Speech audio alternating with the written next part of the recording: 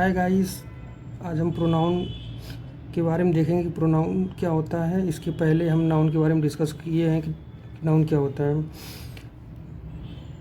Pronoun को ही हम सर्वनाम कहते हैं।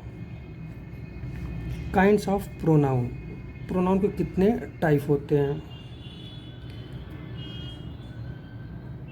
फर्स्ट, पर्सनल प्रोनाउन, इसको हम व्यक्तिवाचक सर्वनाम कहते हैं। पूरे प्रोनाउन के 7 टाइप होते हैं। सेकेंड, डिमॉन्स्ट्रेटिव प्रोनाउन, इसको निश्चयवाचक सर्वनाम कहते हैं।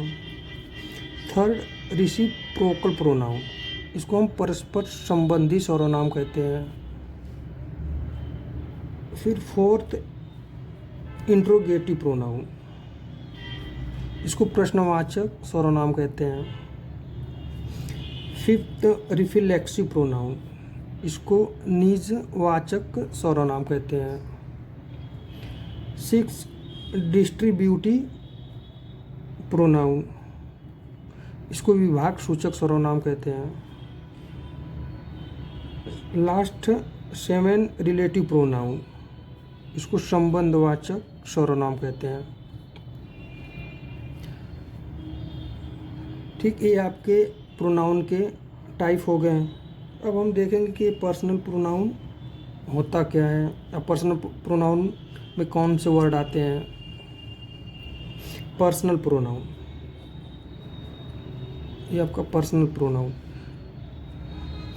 इसमें जो आई, वी, यू, ही, सी, दे और इट जो है, ये आपका पर्सनल प्रोनाउन है, क्योंकि इसमें किसी वस्तु या किसी व्यक्ति का बोध कराता है, तो इसलिए आपका ये पर्सनल प्रोनाउन है।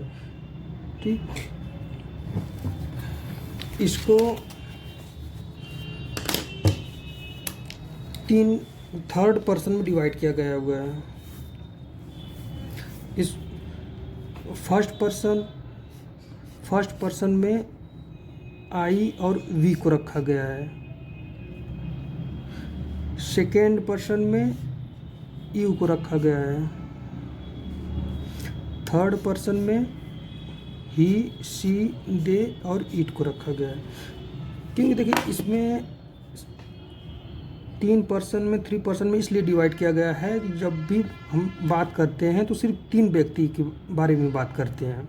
3 व्यक्ति से ज़्यादा लोग के बारे में बात ही करते ही नहीं है। जैसे कि एक जो बात करता है वो फर्स्ट पर्सन हो गया, एक जो बात करता है वो फर्स्ट पर्सन आपका हो गया, और दूसरा जो जिससे बात करता है, जिससे वो बात करता है, वो सेकेंड पर्सन आपका हो गया, वो आपका सेकेंड पर्सन हो गया। और वो जिसके बारे में बात करता है, वो जिससे के बारे में बात करता है, वो थर्ड पर्सन हो गया। इसीलिए यहाँ पे ये थर्ड पर्सन में इसको डिवाइड कर दिया गया है। तो इसके भी 3 केस होते हैं, जो subjective case, possessive case, objective case. इस पर्सन के भी 3 केस होते हैं। पहला सब्जेक्टिव केस होता है, फिर सेकेंड पॉसेसिव केस होता है, और तीसरा ऑब्जेक्टिव केस होता है। तो इसमें जो आई और वी को हम लोग फर्स्ट पर्सन में रखते हैं, और फिर आई का जो पॉसेसिव केस होता है वो माई होता है। जो आई का पॉसेसिव केस माई होता है, और वी का पॉसेसिव केस आवर होता है, और फिर इसी तरह आई का ऑब्जेक्टिव केस मी होता है, और वी का ऑब्जेक्टिव केस अस होता है। ये तो फर्स्ट पर्सन का हो गया।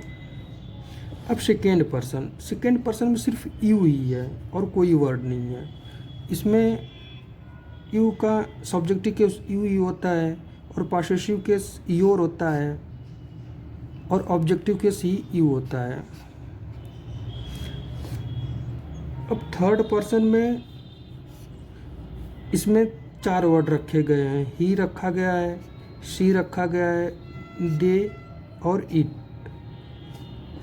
ही का पॉसेसिव केस हिज होता है, सी का पॉसेसिव केस हर होता है, दे का देयर होता है, इट का इट्स होता है।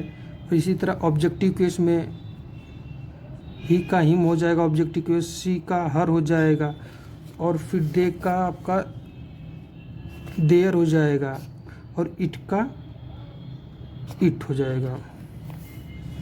ये आपके पर्सनल प्रोनाउन में, ये आपके पर्सनल प्रोनाउन हो जाएंगे। अब सेकेंड क्या है, डिमॉन्स्ट्रेटिव प्रोनाउन। ये आपका क्या है, डिमॉन्स्ट्रेटिव प्रोनाउन जो सेकेंड आपका है। इसमें डिमॉन्स्ट्रेटिव प्रोनाउन में दिस हो जाएगा, दैट हो जाएगा, दिस हो जाएगा, दोज हो जाएगा का प्रयोग डिमॉन्स्ट्रेटिव प्रोनाउन के रूप में होता है। आइए कैसे होता है दिस दैट का प्रयोग देखते हैं। देखिए दिस तथा दैट का यूज़ जो होता है वो एक वचन के लिए होता है, मतलब सिंगुलर के लिए होता है। दिस और दैट का यूज सिंगुलर के लिए होता है। और फिर दीज तथा दोज का प्रयोग ये बहुवचन मतलब प्लूरल के लिए, नाउन के लिए होता है। ये इसमें दीज और दोज का यूज बहुवचन मतलब प्लूरल के नाउन के लिए होता है, और दिस दैट का यूज सिंगुलर के लिए होता है। जैसे एग्जांपल देख लीजिए, यह एक घड़ी है, यह एक घड़ी है, क्योंकि इसमें देखिए यह एक घड़ी है तो इसमें हो जाएगा दिस इज ए वॉच। ये एक घड़ी है तो मतलब इसमें सिंगुलर हो जाएगा तो दिस इज ए वॉच। वह एक छाता है तो ये भी सिंगुलर है, तो इसमें दैट इज ऑन अम्ब्रेला हो जाएगा। ठीक, अम्ब्रेला हो जाएगा। देखिए अब फिर ये बहुवचन है, ये प्लूरल के रूप में हो जाएंगे। ये बेंच है, ये बेंच है तो दीज आर बेंच। वे टिकट हैं तो देखिए ये बहुवचन आपके हैं तो हो जाएगा दोज आर टिकट। ये आपके एग्जाम्पल हो गए। अब जैसे देख लीजिए कि दिस के साथ में इज़ का यूज़ करते हैं, दोज के साथ में आर का यूज़ करते हैं, और दैट के साथ में इज़ का यूज़ करते हैं, और दिस के साथ में आर का यूज़ करते हैं।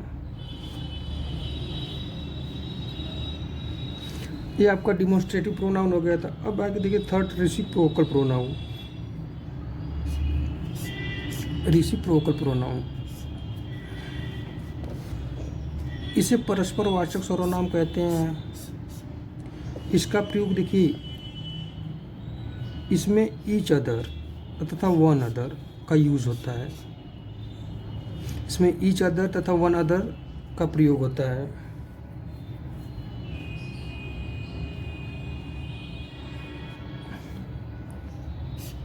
ईच अदर और वन अदर का प्रयोग होता है। जो ईच अदर का प्रयोग होता है, इस दोनों का एक ही अर्थ होता है एक दूसरे से। जो ईच अदर या वन अदर, इन दोनों का अर्थ एक ही होता है एक दूसरे से। अब जैसे देख लीजिए इसमें रूल में क्या है कि जो ईच अदर का यूज़ होता है, जो ईच अदर का यूज़ होता है वो सिर्फ दो व्यक्तियों के लिए यूज़ होगा। जो ईच अदर का हम लोग प्रयोग करेंगे, जैसे ईच अदर का है तो ये सिर्फ दो व्यक्तियों के लिए होगा। अब दो से व्यक्तियों से ज़्यादा के लिए यूज़ करना है तो वन अदर का यूज़ होगा।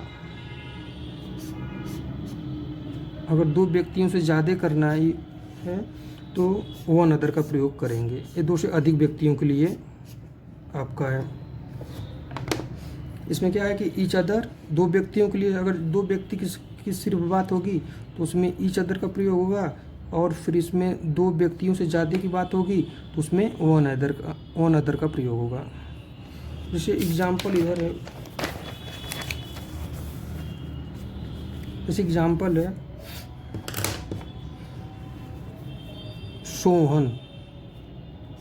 सोहन और उसका भाई एक दूसरे की सहायता करते हैं।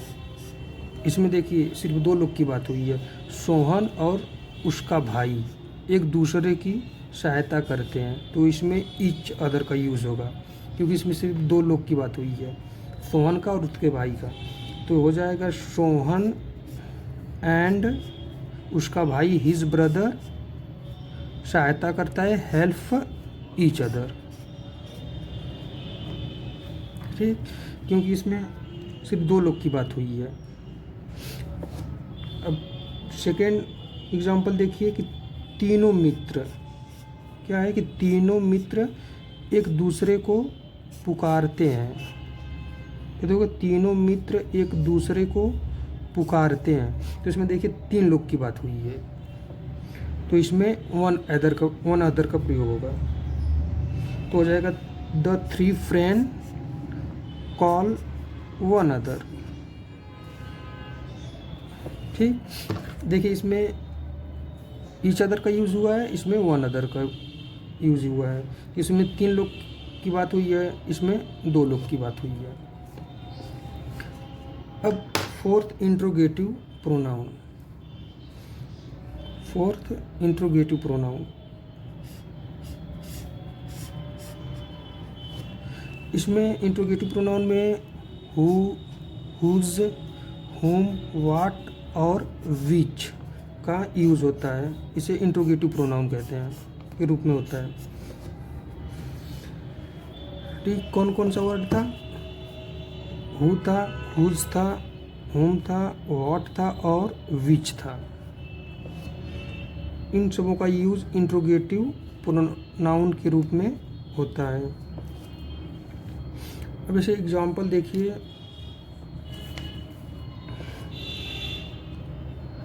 तुम कौन हो? तुम कौन हो, देखिए इससे लग जा रहा है कि तुम कौन हो, तो इसमें ये जो कौन है वो इंट्रोगेटिव प्रोनाउन है। ठीक, तो इसमें हो जाएगा तुम कौन हो, तो who are you, who are you. इसमें फिर लास्ट में जो क्वेश्चन वर्ड लग जाएगा, ये इसको लगाना नहीं बोलेंगे, इसको क्वेश्चन वर्ड कहते हैं, क्वेश्चन मार्क कहते हैं, सॉरी क्वेश्चन मार्क कहते हैं। फिर देखिए सेकेंड एग्जांपल जो है, यह बैग किसका है? यह बैग किसका है, तो इसमें ये भी देखिए किसका, तो ये भी इंट्रोगेटिव प्रोनाउन हो जाएगा, इसमें ये भी इंट्रोगेटिव प्रोनाउन हो जाएगा। तो हो जाएगा whose, whose is this bag. और लास्ट में जो क्वेश्चन मार्क लगाना ना बोलेंगे, इसको क्वेश्चन मार्क जरूर कंपलसरी लगाना है। अब इसी तरह एक और उदाहरण देख लीजिए कि वह किसको पढ़ाता है। वह किसको पढ़ाता है, इसमें देखिए किसको, ये भी क्वेश्चन मार्क वाला है, तो इंट्रोगेटिव प्रोनाउन हो जाएगा ये। तो हो जाएगा होम डज ही रीड, वह किसको पढ़ाता है। क्या बात है, ये भी देखिए कि इंट्रोगेटिव प्रोनाउन है। व्हाट इज़ द मैटर, मेरी पेंसिल कौन सी है, कौन सी है, ये भी इंट्रोगेटिव प्रोनाउन हो जाएगा। तो विच इज़ माई पेंसिल, यहाँ पे क्वेश्चन मार्क लग जाएगा, विच इज़ माई पेंसिल। ठीक, ये आपका इंट्रोगेटिव प्रोनाउन हो गया। अब इसके अब देखिए, ये जो हु है, हु सिर्फ दो के बारे में यूज़ होगा। जो हु है इसके लिए कौन और किसने, अगर कौन और किसने आ गया तो हु का यूज़ होगा, और किसका और किसकी आ जाएगा तो हुज का प्रयोग होगा, और क्या आ जाएगा तो व्हाट का प्रयोग होगा, और किसे और किसको ये आ जाएगा तो हुम का प्रयोग होगा, और कौन सा और कौन सी ये आ जाएगा तो विच का प्रयोग होगा। ये आपके इंट्रोगेटिव प्रोनाउन के रूप में यूज होंगे। रिफ्लेक्सिव प्रोनाउन, अब रिफ्लेक्सिव को जो पांचवा है, अब इसके बारे में बाद में देखेंगे, बाद में बताएंगे क्या होता है रिफ्लेक्सिव प्रोनाउन।